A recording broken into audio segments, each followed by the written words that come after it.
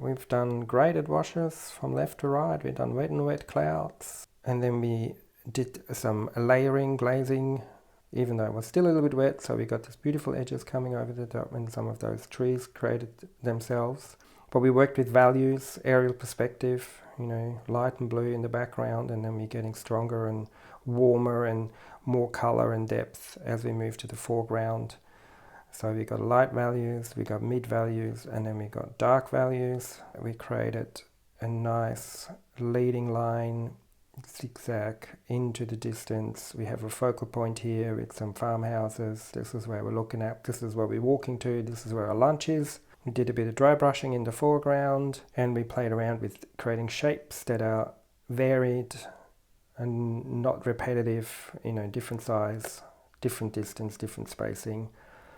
And we also looked at color harmony, used a limited palette, made sure that colors are being consistent. So we have dominant color, like the raw sienna is the dominant color in this painting. It takes up the biggest chunk of it. And then second colors is the blue with the purple, and then we've got the green as the third color. I'm using a relatively small paper here. This is a watercolor block which glued on the side by Baohong, 300 GSM, 100% cotton, cold press.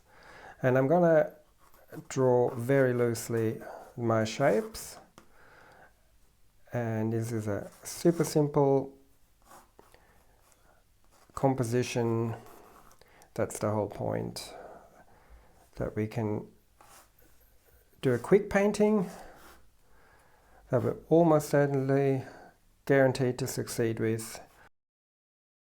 Good practice, and once you're really comfortable with this painting, you can tackle much more complex subjects as well. So I'm just going to draw in a few trees here just to break up the mountain ranges in the back. I'm going to have a line coming here, and then a sort of bit of a Z line, so that will be a leading line going into the painting. And then here we're going to have a few farmhouses, maybe have a smaller tree here as well, so there's less of a window, a bit more interesting. And that's kind of all we need to do for now. I should be able to do the whole painting with a mop and then a smaller sized round brush. This is a Sable. You can use a synthetic as well, whatever works for you. But one for the big washes and one for the smaller details. And I'm going to start with raw sienna. I use raw sienna in almost every painting when I start with. That has to do a lot that I live in Australia, and the light and the colour of the landscape is... raw sienna lends itself really well for that. But it's great for skies as a sort of first wash. This is really watery. I'm going to have a big cloud shape here in the centre over these mountain ranges, and I'm just going to put some raw sienna there, blocking out where my clouds are. I rarely leave my clouds completely white, maybe the tops of it, which we'll see in a second, but that's all I need to do for my clouds. I'm just going to keep that edge a little bit wet, so in case I want to pull it down, so I don't want those to dry and create hard edges. Got to be quick, so this is one of the elements of this painting, why this is a good beginner's exercise, because it forces you to be quite quick and swift. Right, my sky color, you can choose any kind of blue. I like to use cerulean blue sort of as a standard default sky color. Maybe put a little bit of rose in there just to push it into the purple. Depends on whether it's a bright blue sky or more of a overcast sky. That's totally up to you, and you can experiment with that. Again, use my big brush. Lots of water. At this point we want everything to run and blend. Skies need to be soft. Clouds are never hard-edged. They always have quite soft edges. And then I'm just going to drop in my sky and cutting out my clouds there. And if we put in enough water, then it will also nicely settle, so we don't have to worry about it being blotchy. I'm going to add a bit more color to one side of the sky. It's always a good idea to decide where is it brighter. The sun's coming kind of from over here. My shadows will be on the right side, which means that this side of the sky is a little bit darker, and that just adds to the depth. So we're practicing wet and wet washes here.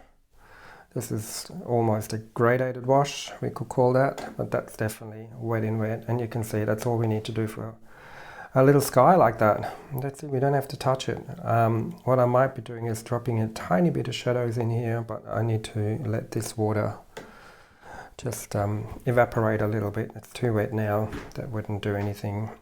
One of the big challenges with clouds is that we start off with a big shape, and then once we get the blue in, it encroaches into the white, and then the clouds will get smaller and smaller and smaller. If that's the case and you feel like you're losing some of your clouds, obviously you can take a tissue and then just gently shape some of those clouds. Got to experiment with different tissues, textures, because they will all behave differently. I mean, how much you want to lift out, it can sometimes look a little bit fake. And I'm going to continue with my raw sienna. I'm going to just wet this. I don't really need much color in the mountains, that's going to cover later, but we're going to continue into the foreground. So I've connected that edge, so I've let that bottom edge of the clouds not dry up so we don't get a hard line, so I can nicely continue. So now we're going to do a graded wash to the bottom, lighter in the middle. This is almost just dirty water, and now I'm going to just add more raw sienna as I go down the page. This is a very small piece of paper, so if you don't have a lot of room to make a graded wash, so you've got to be conscious of that. Almost every brush stroke needs to be stronger than the one before, and then we're just going to add more and more pigment. You can go the other way around, start with a lot of pigment and then water it down and get lighter. That's it. That's our graded wash, so that's another foundational technique. And in essence, we've got a graded wash going from left to right in the sky, and we've got a graded wash going from the top to the bottom. If I was to drop in another color here, we would have a variegated wash because we're moving from one color to another. But it's a bit too wet still. If I dropped any color in here just yet, it would just explode. We want to wait for a little bit. However, in the foreground, I am okay to drop in a little bit of burnt sienna. I'm going to just pick up some of the sky blue that I've got on my palette so that it's a little bit muted, and then I'm just going to whack in a few brush strokes. Nothing too fancy. This is all going to spread out and dry up, but it'll set the tone. One of the challenges with watercolor is to time the wetness of the paper. This is currently damp, and this is wet, so this is almost got a puddle still here because we dumped a lot of water and a couple of washes on here. This is starting to dry, and as soon as it stops being shiny, we're ready to go. Well, what we can do in the meantime is to mix my background color, and I'm just going to mix a bit of a purple for that distant mountain range. So I'm just going to use the colors I've got on my palette. I'm tempted to go in there, but I can sort of show you what happens. I can just put one in. It spreads a lot. It's very light. So I'm going to wait for another couple of minutes. I could use a hairdryer to speed things up, but I prefer to let my paintings dry. Okay, it's dried off a couple more minutes, and now I think I'm ready to put in the background hill, because what I do want is that it is a bit soft. Again, soft focus in the distance will make it look further away, and in this instance I do want it to bleed a bit into the clouds. So again, this is where you need to practice your timing of your wetness of the paper. And I'm going to just change the color a little bit, making it a bit more interesting. I feel this is probably a little bit too wet, but that's okay. It'll dry quite light, but it'll give us these nice soft edges here. Now the clouds are probably too dry now for me to put in cloud shadows and make them soft, so I might just leave them as they are.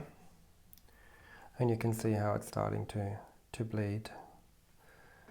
Now I'm going to have a tree here, and I want this tree to kind of break into this mountain. So what I'm going to do is clean my brush, dry it off, and then we can do lifting. The brush needs to have a little bit of dampness to it. Can't be completely dry brush, but then while pigment's wet you can lift off, and these results will completely depend on the kind of pigment you're trying to lift and the kind of paper that you're using and how long it's been before you lift it. And you can see this is coming along nicely here, giving us a nice soft edge. I mean, the pencil lines are quite strong, but I like that effect. If you don't like pencil lines in your paintings, then you have to obviously draw much lighter or draw with a watercolor pencil, and then it will dissolve. This is all I consider the light value, and we're now moving into a mid value. This background mountain range, the second one, is a lot stronger, a lot darker. It's closer to us. We quinacridone gold into this mix. That will tip it into a bit more of a greeny brown. You can see it's still quite wet, so this is going to run probably a bit too much for me. So what I might do now is to actually put a hairdryer on it. And I've tested this consistency here in a corner that I know I'm going to cover up with even a darker shape, so I won't be able to see this. So that's always a good way to test. You know, the results will be what you expect. Use it in a corner or in an area of the painting where it doesn't matter, because you know you're going to go over it with a darker color later on.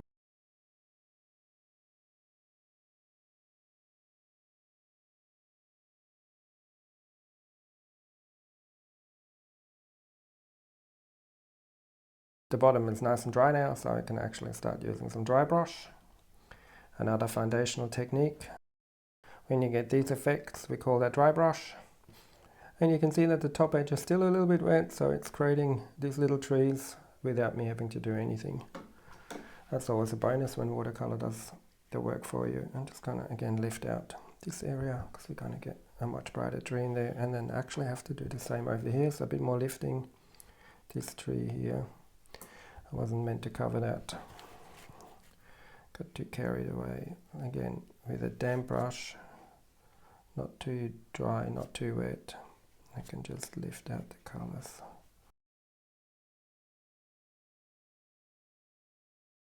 So that's the middle ground.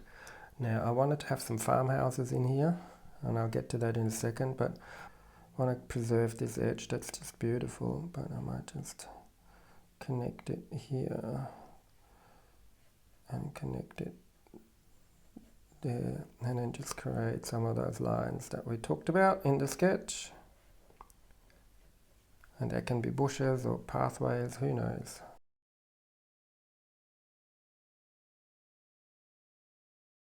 Next thing I'm going to do is going to scratch out a couple of farmhouses. Now I'm just using a piece of plastic from an old credit card, just take an edge, and then I'm going to just scratch out some roofs. Here, there we go, and then one over here, and then maybe a smaller one, like that. And that's all we kind of need. Now you can mix any kind of green you like. Keeping with a bit more of an earthy theme, so I like to mix quinacridone gold with ultramarine blue, maybe actually a touch of Indian yellow there,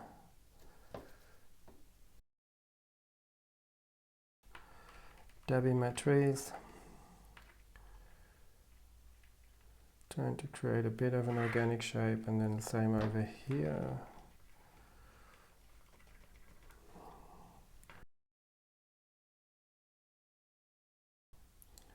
Might actually be a bit too big, but okay, this is more of an exercise than a finished masterpiece, so that's fine. And then we're going to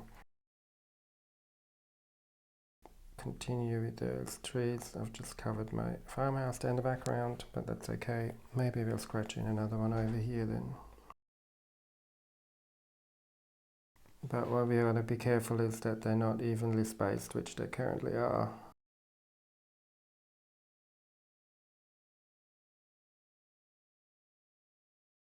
That's the next technique that this painting will ask of us, is charging in, which means we're just dropping in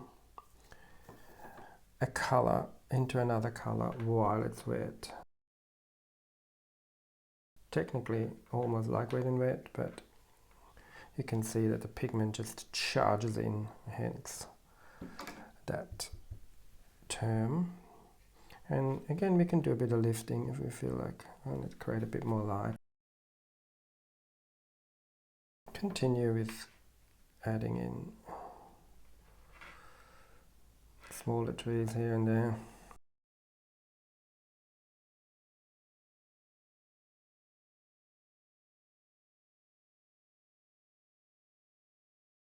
This part is where you can practice your brush skills. Like, this depends on what kind of brush you're using, will give you different shapes. And that's not as easy as it looks. It's quite difficult to paint shapes that are pleasing and look natural and organic.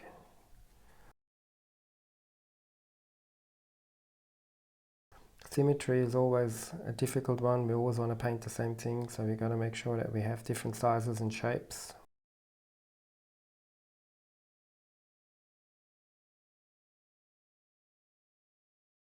Going back into my blue and my quinacridone gold. And then we're going to paint this tree on the side, which is the darkest tree. So I want this to be quite blue. And I'm pushing my brush down, so I'm not afraid, especially with natural hair brushes, to splay them out a bit. And then expressive brush strokes. Now I'm ready to do some of the foreground work, dry brushing. So it's a very dry mix now, hardly any water. Let's pick that up and then just create some grass texture. And we sort of just want to build up the painting and leading into this focal area here. So this is all a bit window dressing. I'm creating a bit of a vignette, meaning I'm blocking out the corners so that we get pushed into the painting. It's getting almost finished. I just thought when I got this really dark color, I'm just going to add one line underneath that roof. And that will help with the idea of these being actually houses. If we wanted to, we can be really kitschy. Clean water, take the water out, and then with the tissue,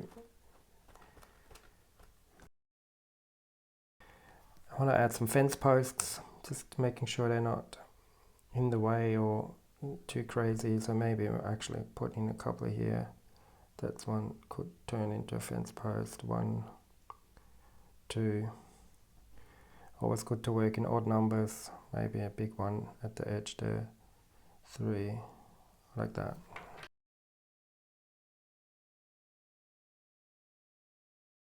And there we go. That's a simple little painting, which we practiced pretty much every single watercolor technique. We got values, we got washes, we got layering, we got glazing, we got dry brushing, we got scraping. So this is a great little exercise. I recommend doing that until you master it, and when you're more advanced, to come back to it and try out different versions of it. Hope you enjoyed that video, and good luck with your painting.